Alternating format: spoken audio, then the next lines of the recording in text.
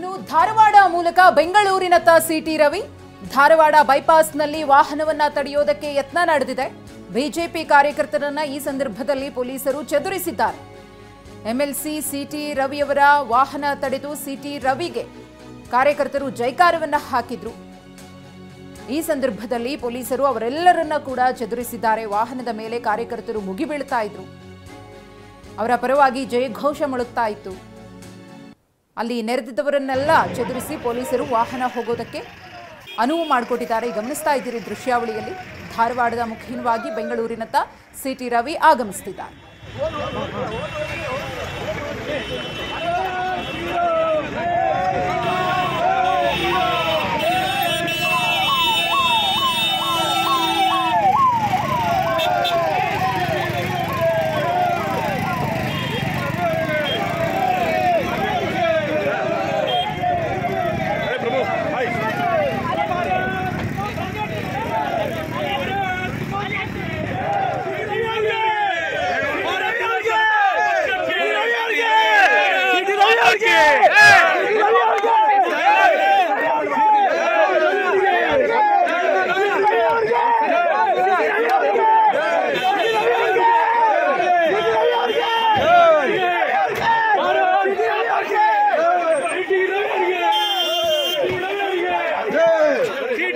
तुम आगे बढ़ो, हम तुम्हारे साथ हैं। सिटी रवि जी तुम आगे बढ़ो, हम तुम्हारे साथ हैं। भारत माता की हम तुम्हारे साथ हैं। सिटी रवि जय बोलो भारत माता की सिटी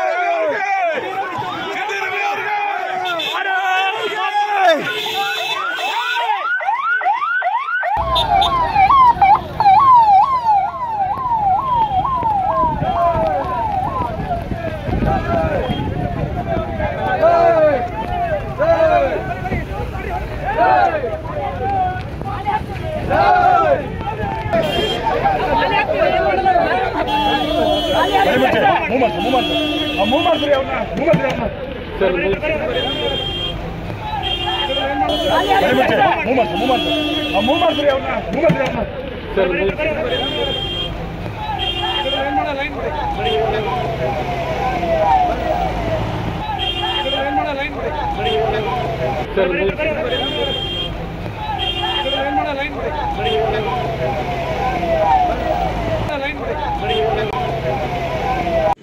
ಸರ್ ಘಟನೆ ಬಗ್ಗೆ ಸರ್ ಗಾಡಿ ತಡಿಬೇಡ್ರಿ ಸರ್. ಘಟನೆ ಬಗ್ಗೆ ಒಂದು ಸ್ವಲ್ಪ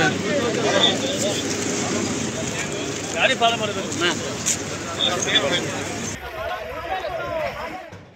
ಧಾರವಾಡದ ಮೂಲಕ ಬೆಂಗಳೂರಿನತ್ತ ಸಿಟಿ ರವಿಯವರ ವಾಹನ ಬರ್ತಾ ಇತ್ತು. ಅವರನ್ನ ಪೊಲೀಸರು ಕರೆ ತರ್ತಾ ಇದ್ರು. ಈ ಸಂದರ್ಭದಲ್ಲಿ ಅಲ್ಲಿದ್ದಂತಹ ಬಿಜೆಪಿ ಕಾರ್ಯಕರ್ತರು ವಾಹನವನ್ನ ತಡೆಯೋದಕ್ಕೆ ಯತ್ನವನ್ನ ಪಡ್ತಾರೆ. ಅವರನ್ನ ಪೊಲೀಸರು ಚದುರಿಸ್ತಾರೆ.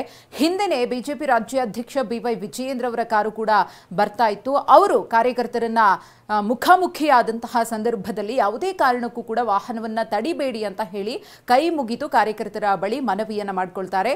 ಒಂದು ಕಡೆ ಸಿಟಿ ರವಿ MLC ಅವರನ್ನ ಪೊಲೀಸರು ಬೆಂಗಳೂರಿಗೆ ಕರೆತರ್ತಿದ್ದಾರೆ. ಅವರ ಭವಿಷ್ಯ ಇನ್ನೇನು ಕೆಲ ಹೊತ್ತಿನಲ್ಲೇ ನಿರ್ಧಾರ ಆಗುತ್ತೆ.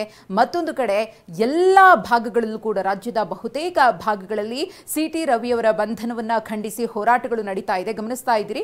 BY ವಿಜಯೇಂದ್ರ ಅವರು ಕೈ ಮುಗಿದು ಕಾರ್ಯಕರ್ತರ ಬಳಿ ಮನವಿಯನ್ನ ಮಾಡಿಕೊಂಡ್ರು. ಯಾವುದೇ ಕಾರಣಕ್ಕೂ ಕೂಡ ವಾಹನವನ್ನ ತಡಿಬೇಡಿ ಅಂತ ಹೇಳಿ. ವಿಜಯೇಂದ್ರ ಅವರ ಜೊತೆಗೆ ವಿಪಕ್ಷ ನಾಯಕ R ಅಶೋಕ್ ಅವರು ಕೂಡ ಇದ್ದಾರೆ. R ಅಶೋಕ್ ಅವರು ಯಾವಾಗ ಸಿಟಿ ರವಿಯವರ ಬಂಧನ ಆಗಿ ಅವರನ್ನ ಠಾಣೆಗೆ ಕರೆತಂದ್ರು ಆ ಕ್ಷಣದಿಂದಲೂ ಕೂಡ ಸಿಟಿ ರವಿಯವರ ಪರವಾಗಿ ನಿಂತ್ಕೊಂಡು ಬ್ಯಾಟ್ ಬೀಸ್ತಾ ಇದ್ದಾರೆ. ರಾಜ್ಯ ಸರ್ಕಾರದ ಒಂದಷ್ಟು ಲೋಪದೋಷಗಳು, ತಪ್ಪುಗಳು ಮತ್ತು ಅವರ ಸೂಚನೆಯ ಮೇರೆಗೆ, ಮಾರ್ಗದರ್ಶನದ ಮೇರೆಗೆ ಪೊಲೀಸರು ನಡ್ಕೊಳ್ತಾ ಇರುವಂತಹ ರೀತಿಯನ್ನ ಖಂಡಿಸುತ್ತಿದ್ದಾರೆ.